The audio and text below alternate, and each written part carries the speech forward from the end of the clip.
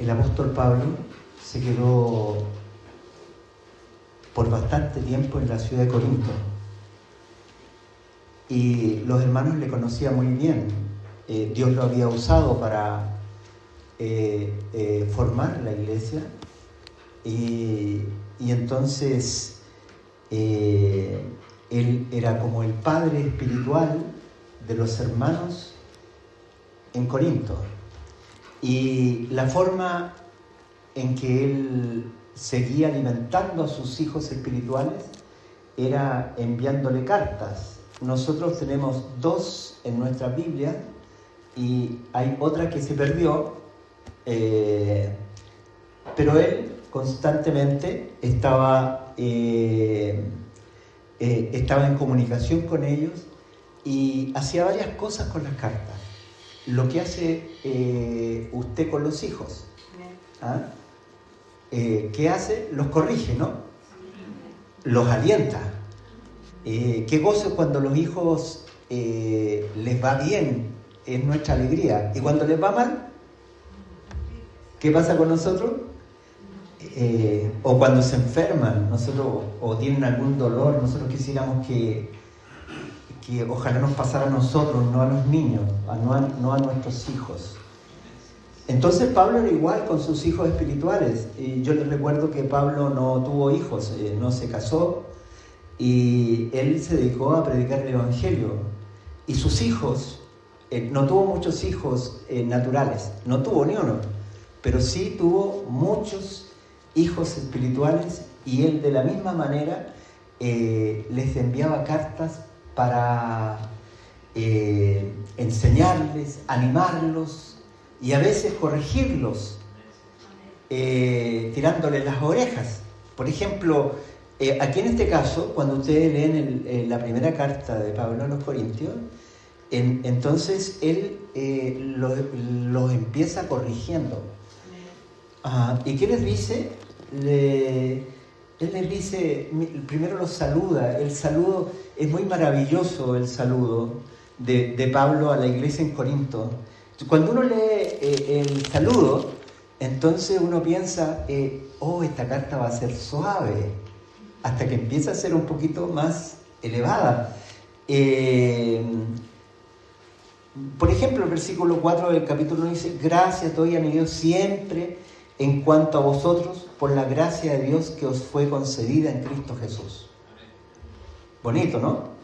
Luego dice: porque en todo habéis sido enriquecidos en Él, en toda palabra y en todo conocimiento. Así el testimonio de Cristo ha sido confirmado entre vosotros, hasta no faltaros ningún don, mientras esperáis la manifestación de nuestro Señor Jesucristo. Además, Él os confirmará hasta el fin, para que seáis irreprensibles en el día de nuestro Señor Jesucristo. Fiel es Dios, por medio de quien fuisteis llamados a la comunión de su Hijo, Jesucristo nuestro Señor. Cuando el apóstol Pablo escribe esto, le está diciendo todo lo que ellos han recibido y todo lo que son en Jesucristo. Él no está diciendo de la conducta de ellos, sino que dice que Dios le ha dado, a través de los ministerios y a través de la gracia de Dios, todo lo necesario para ser hijo de Dios y para vivir la vida cristiana. Y dice que lo tienen todo, que Dios les ha entregado todo.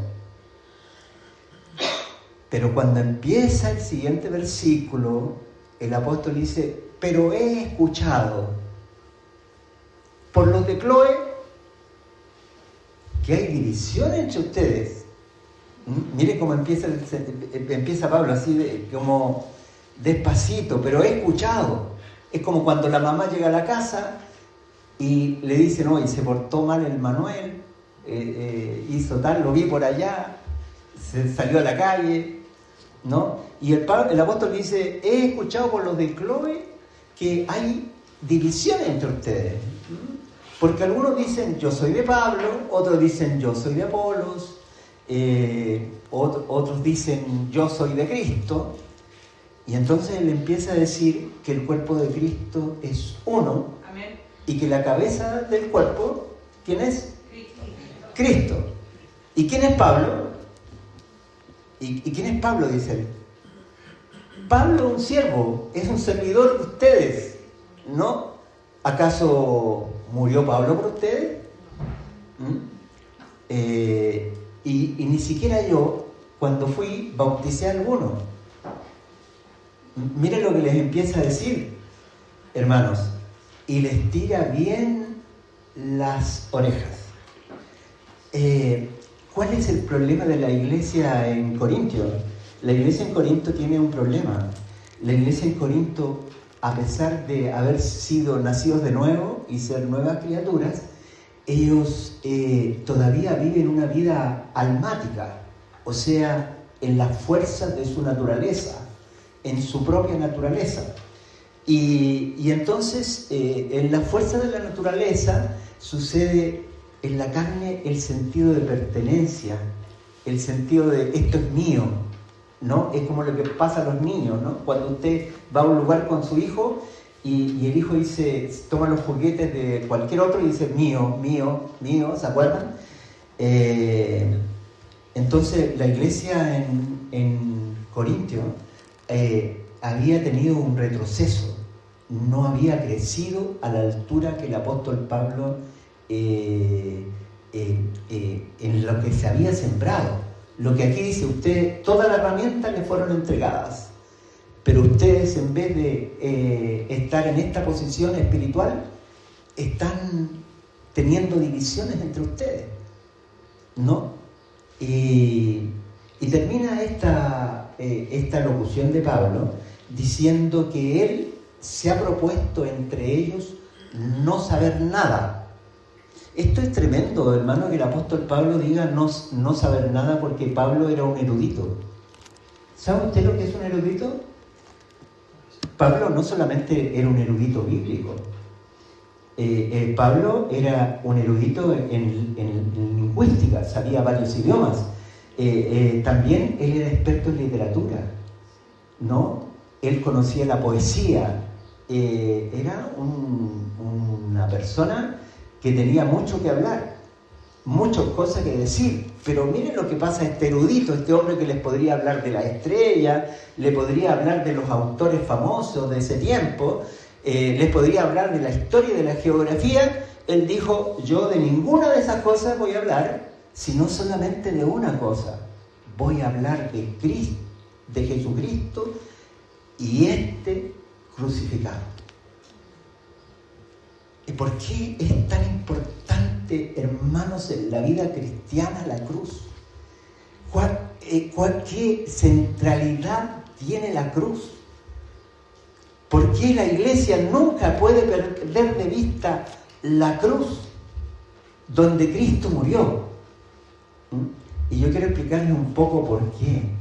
¿Por qué la cruz tiene la centralidad, y no solamente la centralidad en la iglesia, sino la centralidad en la vida de cada creyente?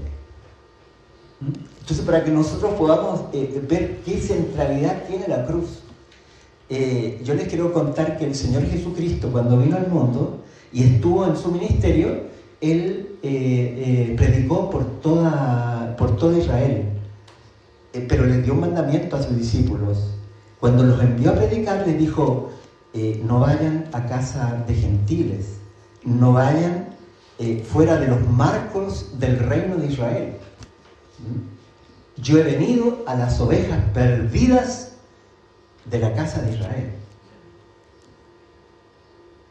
O sea que Jesús no vino a todo el mundo, Él vino a lo suyo. ¿Y qué era lo suyo? Israel era lo suyo, hermanos. Y es algo muy interesante, me tengo que volver más atrás todavía. Cuando Dios creó al hombre, puso bajo su responsabilidad toda la creación. Y el Salmo 8 dice, le hiciste un poco menor que los ángeles y le pusiste sobre todo lo creado. Miren lo que sucedió con el hombre. Dios le dio autoridad o lo puso como cabeza de toda la creación. ¿Y cuál era el propósito de Dios? Mostrar su gloria, seguir mostrando su gloria a través del hombre. Todo lo que él había hecho debía ser hermoseado usando al hombre. El hombre era el que iba a hermosear la creación inspirado por Dios. Miren qué tremendo propósito. Dios en nosotros. Nunca Dios pensó que el hombre caminara solo. Dios nunca pensó que el hombre sea libre en el sentido de que haga lo que quiera. De hecho, el Señor Jesucristo dijo, y conoceréis la verdad. ¿Y la verdad os hará libre? Qué contrario es a lo que predica hoy día el mundo. ¿Se han fijado que es contrario?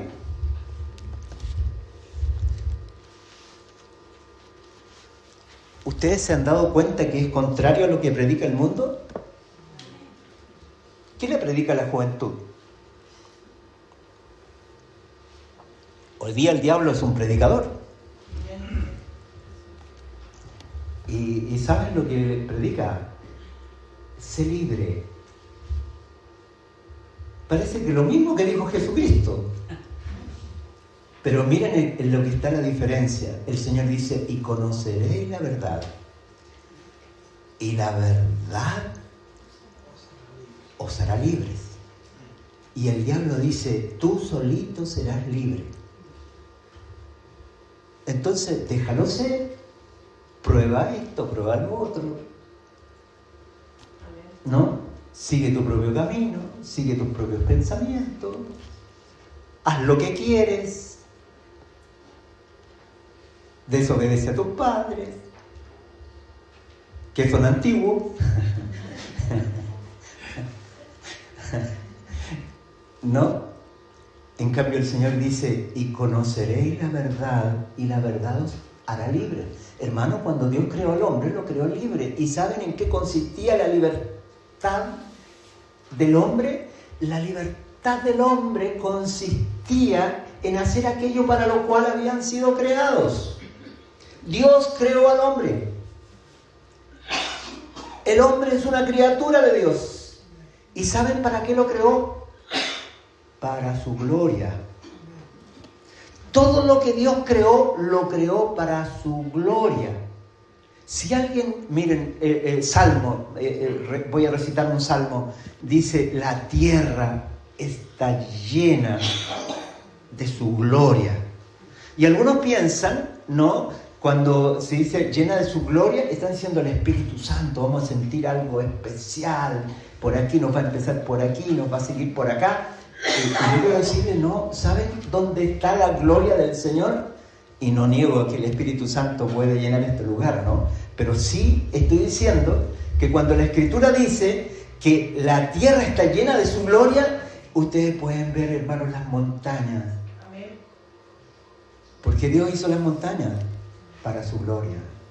Y cuando ustedes ven el lago, y cuando ustedes ven el mar, y cuando ustedes ven las aves, y cuando ustedes ven los árboles, y cuando ustedes ven esta creación, entonces ustedes ven que hay un creador que creó las cosas para su gloria. Mira, es un orden. Dios creó y los creó para su gloria. Cuando Dios te creó a ti, te creó para su gloria. ¿Qué significa eso? Que cuando el hombre se hizo independiente, cuando el hombre pecó, el hombre se hizo independiente de Dios. Y dijo, yo hago lo que quiero. Y entonces se transformó en lo que el diablo dijo. Ustedes van a ser como Dios. Miren lo que le dijo el diablo. Ustedes van a ser como Dios. Y el hombre fue como Dios, pero un Dios con D minúscula. Cada uno haciendo lo que quiere, yendo por donde quiere.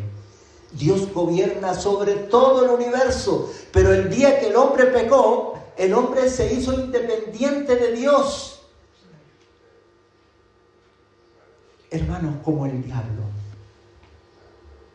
El diablo es el gran predicador, es como el capitán del barco, se sube como capitán y dice: chiquillos, aquí hagan lo que quieran. Ese es el... Pero en cambio, el Señor nos creó para que nosotros manifestáramos su gloria. El día que el hombre pecó, se hizo esclavo. ¿No es así lo que dice la Biblia? El diablo dice: vas a ser feliz pecando. ¿Sí o no? Claro, dice: mira, prueba esta droga porque te va a hacer muy bien, ¿no? O tómate esto, tal no hace nada. Y ya ándate por este caminito y sé feliz. En cambio, la Escritura dice: el que practica el pecado, esclavo es del pecado. Miren la diferencia, hermanos. Cuando la Escritura dice que Dios nos creó para su gloria, quiere decir que nos creó para la verdad, para que Él pudiera usar nuestra vida para hermosear la creación que Dios había hecho, y el hombre lo puso como cabeza de todo. Entonces, cuando el hombre cayó, cuando el hombre escuchó la voz de Satanás, que le dijo que iba a ser como Dios, que lo engañó, entonces, hermanos, el diablo tomó en sus manos la autoridad que Dios le había dado al hombre. Y el universo, hermanos, el mundo, la creación que había sido creado por Dios y para Dios, cayó cautiva bajo el enemigo de Dios. Por eso que Jesús dijo: no vayan a ese lugar. Yo no he venido solamente a Israel, porque había uno que había usurpado el reino. Ya no estaba en las manos del hombre ser cabeza de todo lo creado. Cuando Adán cayó, cuando Adán pecó, no solo cayó el hombre, sino cayó toda la creación. Amén. ¿Ustedes están viendo los fenómenos climáticos que están sucediendo en este tiempo? Ayer hubo una tormenta en Santiago y la agua corría, pero llevándose autos y cosas por el estilo. ¿Y saben lo que dice la Biblia, hermanos? Dice que la creación tiene dolores de parto. En medida que se va acercando la venida del Señor Jesucristo, la creación tiene dolores de parto. La creación gime. ¿Y saben cómo se manifiestan esos gemidos? Cuando el volcán ruge, cuando la tierra se mueve, cuando caen los diluvios.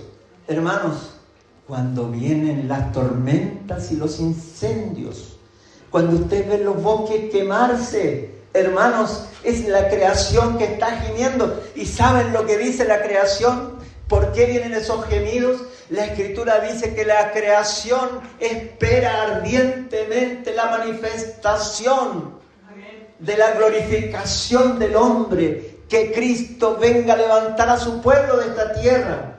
Porque cuando el Señor Jesucristo restaure al hombre, le dé un cuerpo glorioso, entonces la Escritura dice que los vestidos de esta creación que nosotros conocemos se caerán y Dios las volverá a vestir de eternidad.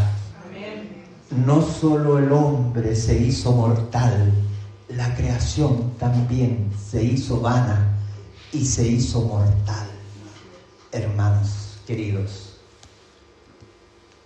y Dios Yo les quiero decir lo que no es Dios.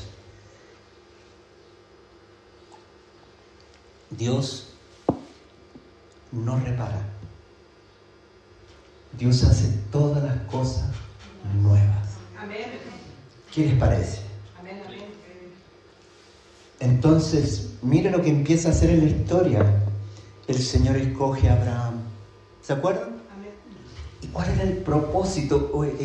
Hermanos amados, miren, la Biblia tiene un solo tema. La Biblia habla de una sola cosa. La Biblia habla de Jesucristo. ¿Y sabes de dónde empieza a hablar de Jesucristo? Desde Génesis 1:1. Y luego toma a Abraham. Mire, cuando toma a Abraham, ¿saben lo que Dios está haciendo cuando escogió a Abraham? ¿Saben lo que el cielo se estaba desarrollando, el plan de Dios, la sabiduría de Dios a través de los tiempos? Lo que Dios toma en Abraham es que un día el Hijo de Dios iba a tomar un cuerpo, iba a humanarse, iba a venir desde el cielo, hermanos, a la tierra, e iba a vivir entre nosotros. Dios, que es Dios y conoce el pasado, el presente y el futuro. ¿Saben ustedes eso? Amén. Cuando ustedes leen la Biblia, leen el comienzo. Y aún algunas partes de la Biblia hablan de antes del comienzo. Y cuando ustedes terminan de leer la Biblia, ustedes ven cuál es el fin. La victoria del Señor y la gloria. O sea, no dice que a lo mejor esto va a pasar, sino que dice, esto pasará porque está escrito. Amén. Entonces, hermanos amados, cuando Dios ve la historia y ustedes ven que Dios escogió a Abraham, Dios tenía un propósito. Frente a la caída del hombre, frente a que toda la creación había caído en manos del enemigo y el mismo hombre estaba en esclavitud bajo el diablo, entonces Dios empezó a preparar la cuna del Mesías. Entonces ustedes ven la historia bíblica. ¿Cuál es la historia bíblica? Que Dios estaba preparando un acontecimiento grande.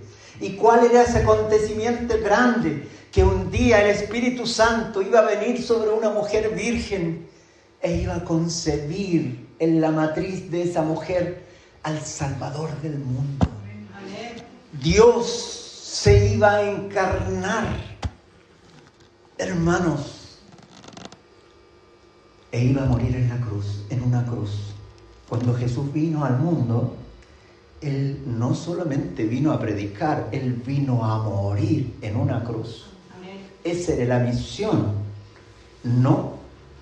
¿Y por qué tenía que venir?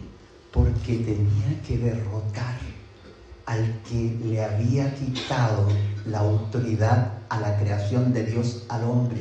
Y tenía que rescatar del pozo de la muerte al hombre.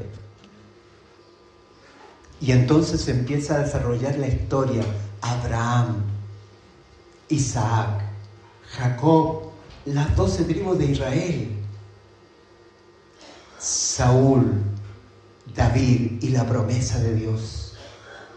¿Cuál es la promesa de Dios en David? Nunca faltará un rey de tu linaje. ¿Y de qué linaje venía Jesús? De David. Oh, miren, hermanos, cómo la historia, la sabiduría se va desarrollando a través de las edades, de los tiempos. Nosotros en este tiempo, por ejemplo, miren, a veces nosotros como cristianos no sabemos interpretar la historia. ¿Se fijan hoy día que la maldad ha subido? ¿Se fijan ustedes que de repente las personas en la televisión hablan cosas que hace 30 años atrás o 40? A uno le daría vergüenza decirlo en secreto y las personas lo dicen así como si fuera algo rutinario. Y ustedes dicen, algunos dicen, ¿dónde está Dios? ¿Saben lo que está pasando en este tiempo? El Señor está agrupando el mal. El Señor está haciendo manojos. La Escritura dice que Dios hace manojos. Al mal lo hace manojos. se juntan los malvados. Porque la Biblia dice que Dios no va a primero sacar el trigo, sino lo primero que va a sacar es la cizaña. ¿Y saben cómo lo va a hacer? Lo va a hacer en manojos. Y hoy día ustedes están viendo cómo se están juntando los manojos. Cuando ustedes ven cómo el mal se manifiesta, los manojos, los criminales y todo tipo de cosas se están juntando y dicen, no, la maldad. Claro, la maldad se está manifestando porque es Dios que está poniendo los manojos.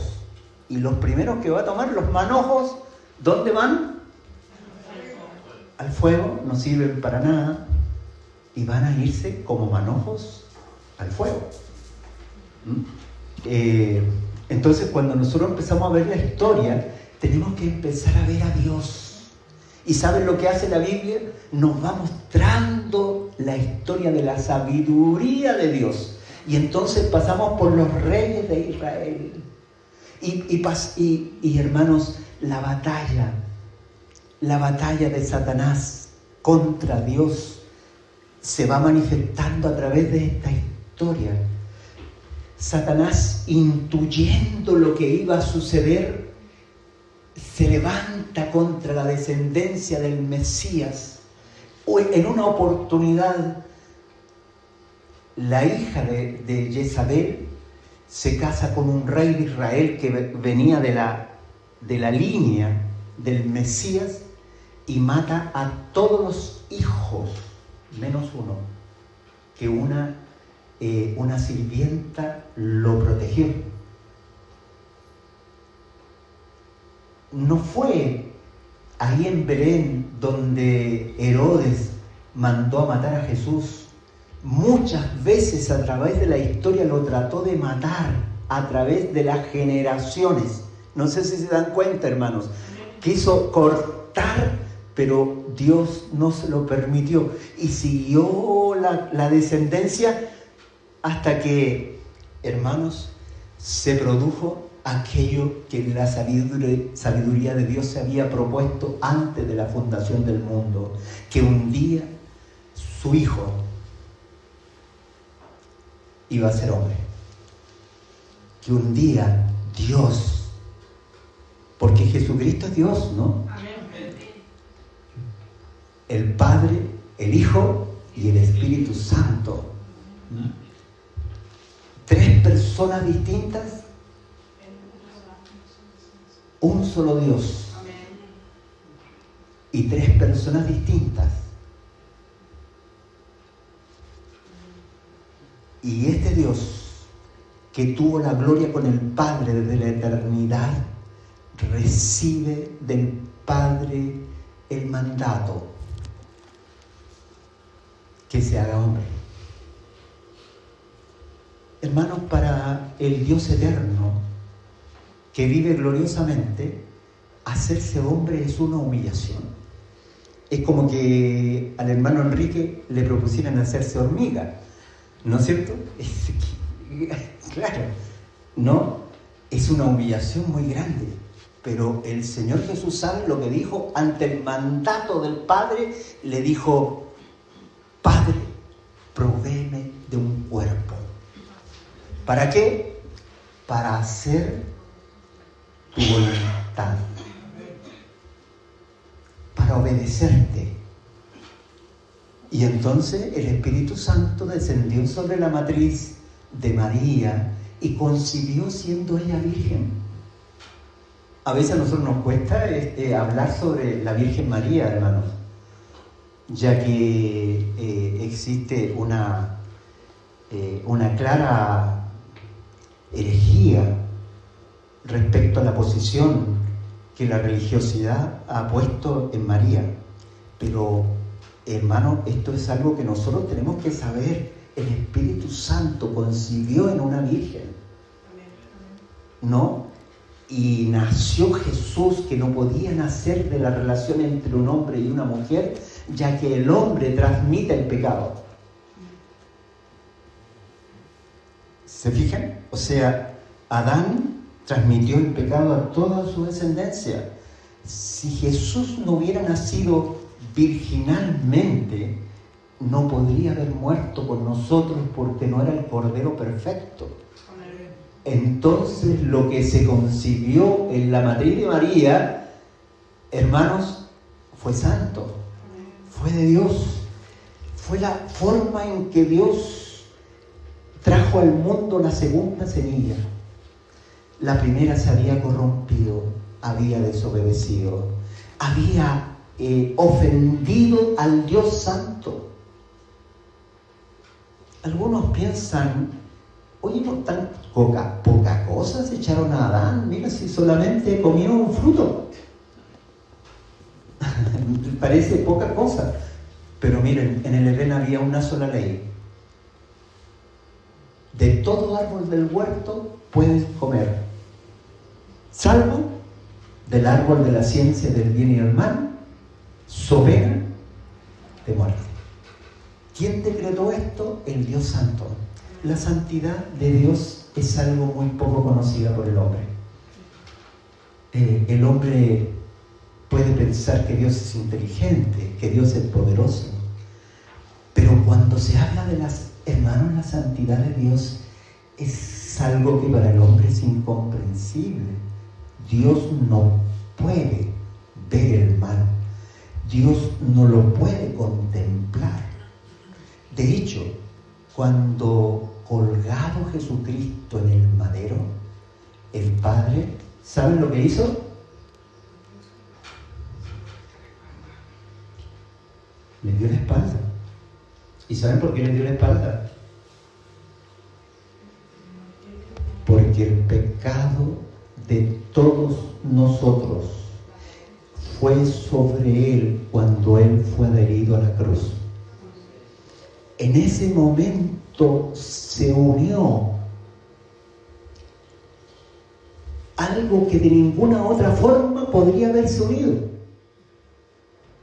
¿Cómo podía un ser santo como Jesucristo estar unido a pecadores como los que estamos aquí? Era imposible. Era totalmente imposible. Pero la Escritura dice, maldito es el que muere adherido a un madero. Jesús se hizo maldito, así como nosotros habíamos sido maldecidos por el pecado. Y en ese lugar, hermanos, no solamente estaba Jesús sobre esa cruz, sino que el Señor llevó a la primera creación, llevó a Adán, llevó al hombre, lo llevó a la cruz, porque Dios no repara, sino hace todas las cosas nuevas. Pero para hacer todas las cosas nuevas tenía que destruir mediante la muerte a la antigua creación. Por eso que la creación gime, porque tiene esperanza. Por eso que nosotros también gemimos, porque tenemos esperanza. ¿Y dónde está puesta nuestra esperanza? En Jesucristo. No tenemos otra esperanza. Jesucristo es nuestra esperanza. Y entonces la cruz, la centralidad de la cruz. ¿Qué sucedió en la cruz? Hermanos, yo quiero ir por parte. Lo primero que sucedió, hermanos, quiero decirles que la muerte del Señor en primer lugar no fue por nosotros. Cuando Jesús estaba en la cruz, lo primero fue el Padre, que había sido herido por el pecado. Tenía que restablecerse la justicia, porque la paga del pecado es muerte. Entonces el olor nauseabundo del pecado de Adán había quedado impregnado en los cielos, porque Adán podía visitar los cielos, porque cuando Dios lo creó en vida eterna, lo creó en la vida. Y el pecado de Adán dejó un olor, una mancha en el cielo, que solamente se pudo borrar cuando la obediencia perfecta perfecta de Cristo se mantuvo hasta la muerte en el Calvario, y el Padre fue reivindicado y el pecado recibió su justa retribución. ¿Y cuál era su justa retribución? La muerte. Amén. Hermanos, y cuando Jesús murió, entonces Dios levantó la mano, inmediatamente. Hermano, Jesús murió, y lo quiero unir a algo que sucedió en el templo de Salomón. Cuando Jesús murió, la Escritura dice, y el velo del templo se rasgó de arriba abajo. Esto es muy significativo, hermanos. ¿Saben por qué? Porque el libro de Hebreos dice que la carne de Cristo era ese velo. Y cuando Él murió, el camino que se había cerrado en el Edén, cuando los ángeles con espadas envolventes, hermanos, habían cerrado el lugar y habían echado a Adán del Edén, y el hombre no tenía acceso al lugar santísimo, y el hombre no tenía acceso al lugar santísimo, ese día que el velo cayó, que el velo se rompió, quiso decir que Dios estaba llamando a todos los hombres, estaba llamando a la humanidad. ¿Y saben a qué lo estaba llamando? A la reconciliación. ¿Saben por qué Dios estaba llamando a la reconciliación? Porque la deuda que tenía el hombre fue pagada por Cristo en su muerte en la cruz. Y esta es la prédica del Evangelio. Cuando nosotros predicamos el Evangelio es que, miren, ustedes busquen al más vil pecador de Villarrica y díganle: Dios hizo justicia y tus maldades ya fueron pagadas. Arrepiéntete y recibe el perdón completo de parte de Dios, porque ya la justicia, ese es el mensaje del Evangelio. El que lo recibe, esta palabra es para él, reconciliado con Dios. Cuando Cristo murió, la gloria del Padre, la santidad del Padre fue salvaguardada, y el Padre inmediatamente, el velo se rasgó e invitó a los hombres nuevamente a tener comunión con Él, ya que en la cruz, el pago había sido recibido, el Padre había recibido, hermanos, el pago, y el olor nauseabundo del pecado de Adán ahora había sido cambiado por el dulce aroma de la obediencia de Jesús hasta la muerte. Y esa fragancia llenó los cielos, hermano, y la fragancia de Cristo sigue llenando los cielos, de tal manera que el Padre hasta el día de hoy se alimenta de Cristo y de su obediencia. ¿Ustedes recuerdan el libro de Job? En el libro de Job hay un pasaje muy hermoso, y es cuando se presenta el diablo con los ángeles en el cielo, y el Padre dice: ¿te has fijado de mi siervo Job? ¿Se acuerdan de eso? ¿Has visto a mi siervo Job? Y el diablo dijo: ni un brillo, dijo. A los chilenos lo digo, ¿no? Le tienes de todo, lo cubres, lo proteges, pero déjame quitarle algunas cositas y vas a ver cómo va a blasfemar. Te doy permiso. Le robaron el ganado, murieron los hijos, le quitó todo. ¿Y qué dijo Job? Jehová dio, Jehová quitó, sea Dios bendito. Y nuevamente llegó el diablo y Dios le dijo: ¿te has dado cuenta de mi siervo Job? Le dijo: ni un brillo. Quítale la salud Entre paréntesis, estas dos cosas ataca el diablo al pueblo de Dios. La salud y la economía siempre son atacadas por el diablo.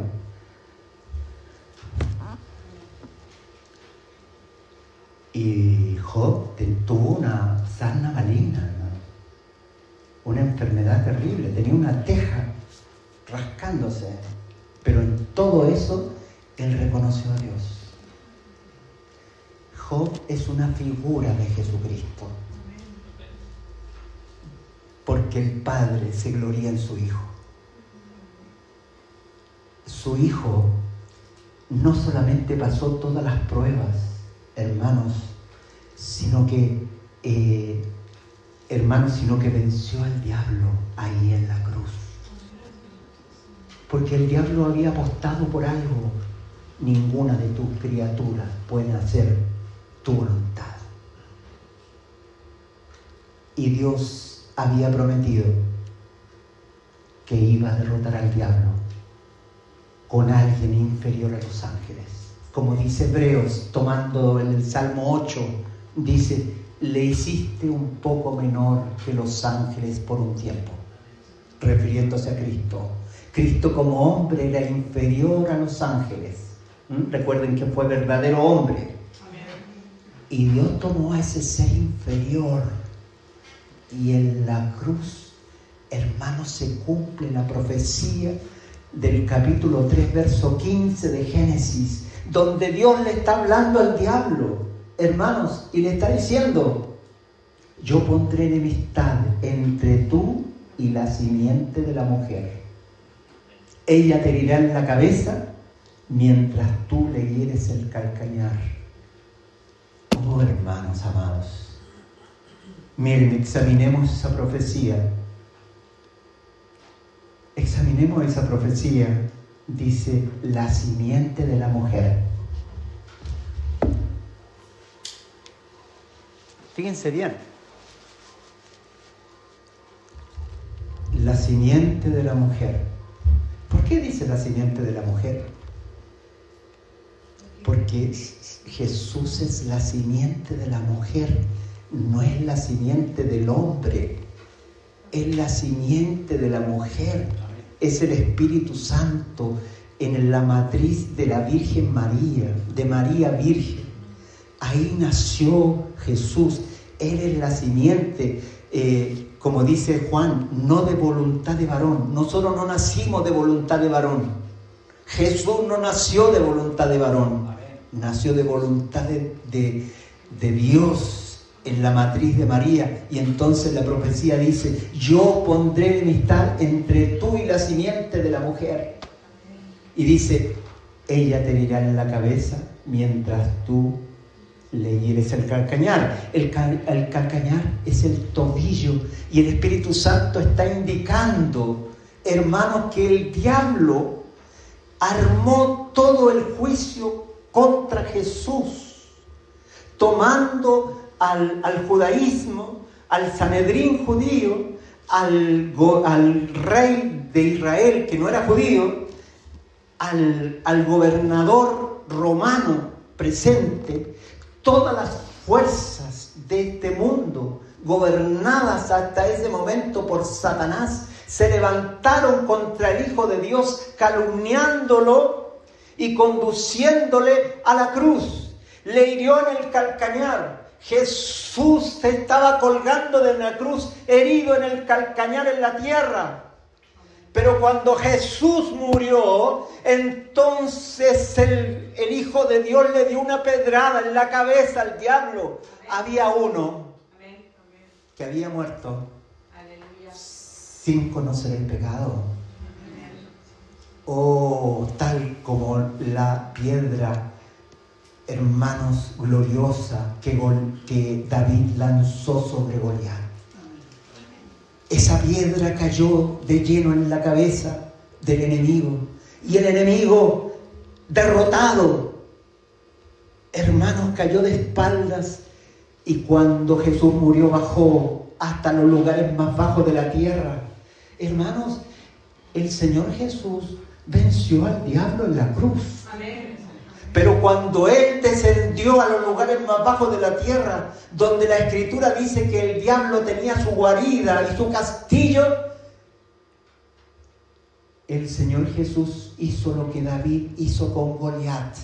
Amén. Cuando Goliat, hermano, le cayó la pedrada en la frente, cayó fuertemente al suelo, y David se abalanzó sobre él y tomó su espada y le cortó la cabeza al gigante.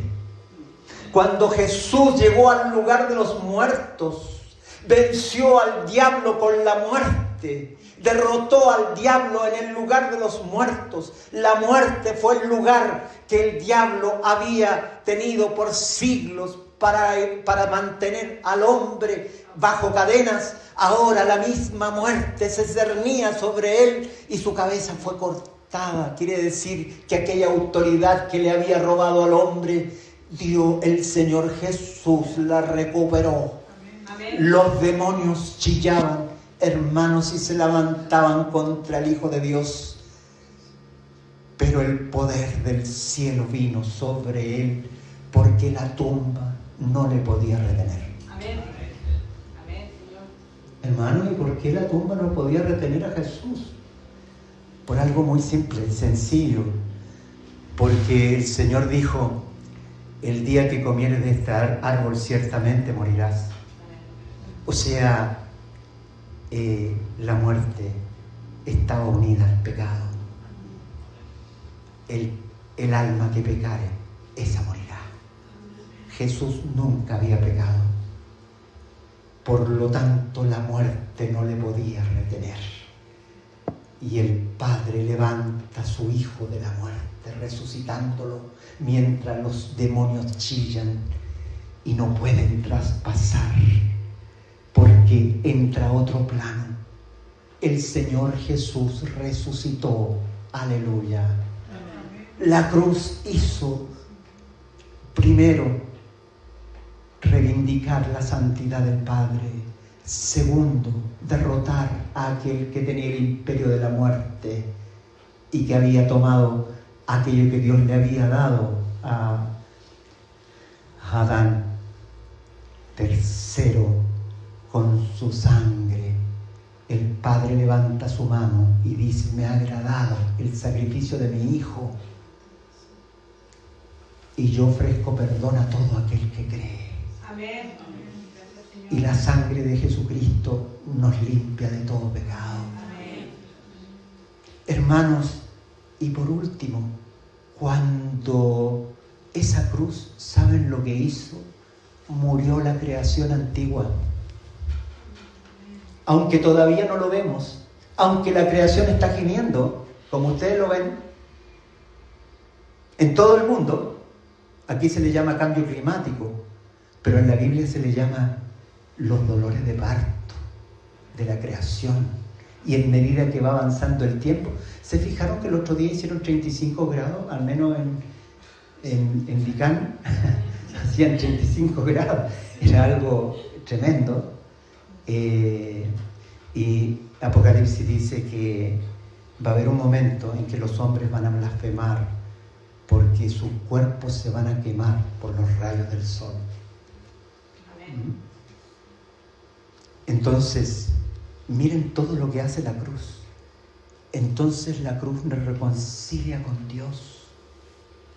Y el mundo antiguo murió. En la cruz, hermanos, no hay cataclismo más grande. Yo les voy a contar del cataclismo más grande que ha habido sobre la tierra. El cataclismo más grande que ha habido sobre la tierra es Jesús muriendo en la cruz. Amén. Porque Dios juzgó a la humanidad entera. No halló en ella nada bueno. La había probado desde Adán hasta Moisés sin ley. Luego la probó de Moisés hasta Cristo. Y no halló nada bueno y la terminó en la cruz. Y lo que Dios había puesto bajo el hombre, todo cayó en la cruz. Ese es el cataclismo más grande. El mundo terminó.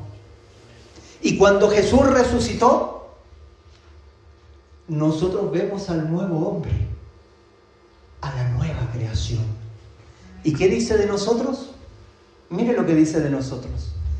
De modo que si alguno está en Cristo, Nueva criatura es. las cosas viejas, he aquí, nosotros estamos en otra creación. Amén. Aunque el mundo sigue en la creación y el diablo sigue haciendo sus maravillas entre ellos, a los hijos de Dios están bajo otra cabeza. Amén. Jesús es el primogénito entre muchos. Su redención ha hecho que nosotros estemos bajo Él. Estamos bajo Cristo, una nueva creación. ¿Y saben lo que sucedió con el Señor cuando resucitó? Cuando el Señor Jesús resucitó, el libro de Hebreos le llama el primogénito. ¿Y por qué es extraño que le llame el primogénito? Porque en los evangelios le llaman el unigénito. ¿Y por qué en Hebreos le llama el primogénito, hermanos? Oh, queridos hermanos, porque cuando usted empieza a leer Hebreos, el Espíritu Santo está hablando de la nueva creación. Jesús resucitado. Y Jesús resucitado es el primogénito entre muchos. Y nosotros estamos con el primogénito. Hay dos posibilidades de estar. La Biblia categoriza, hermanos, a la raza humana en tres: el mundo, Israel y la iglesia. Miren lo que dice: el mundo, Israel y la iglesia. El que no está en la iglesia y es gentil, ¿en dónde está? En el mundo. Y nosotros estamos en Cristo. La salvación proviene de Jesucristo. Por eso Pablo dice: me he propuesto entre ustedes no saber nada, sino a Jesucristo. Nosotros estamos bajo Jesucristo y somos salvos. ¿Por qué somos salvos? Porque el Padre le ha agradado el sacrificio de su Hijo. Amén. Y nos ha recibido, hermanos queridos, en Él. Y esta es una nueva creación. El apóstol Pablo ahí en el capítulo 6 de Gálatas dice: en Cristo no vale la circuncisión ni la incircuncisión, sino una nueva creación. Y a todos los que anden conforme a esta regla, gracia y paz. ¿Cuál es la regla? La regla es la nueva creación. Jesús ha resucitado y nosotros juntamente con Él. Nuestro gozo es Jesucristo. La iglesia no debe saber nada más que Jesucristo, que es nuestra cabeza. Y si Dios quiere, la próxima vez que esté aquí, voy a hablar qué pasó cuando Jesús terminó de hablar con los discípulos. ¿Cuál es su trayecto? Y entonces nosotros vamos a ver que el Señor Jesús, desde los cielos, sigue preocupado de nosotros. Amén. Amén. Entonces, no se pierda el próximo capítulo. La cruz, fundamental en la vida cristiana, eso nos separa del mundo. ¿Qué te separa del mundo? Que ahora soy mejor. No, tú no eres mejor. Jesucristo es mejor. Él nos ha salvado. El sacrificio de Cristo ha sido suficientemente poderoso para presentarte ante Dios como justo y santo. Por Jesucristo es que estamos nosotros aquí, no por nuestras obras, no porque hemos sido mejores, sino porque su sacrificio es valioso. No hay nada más de más valor en el universo que su sangre preciosa. Bendito es su cuerpo. Él nos ha unido a un cuerpo glorioso.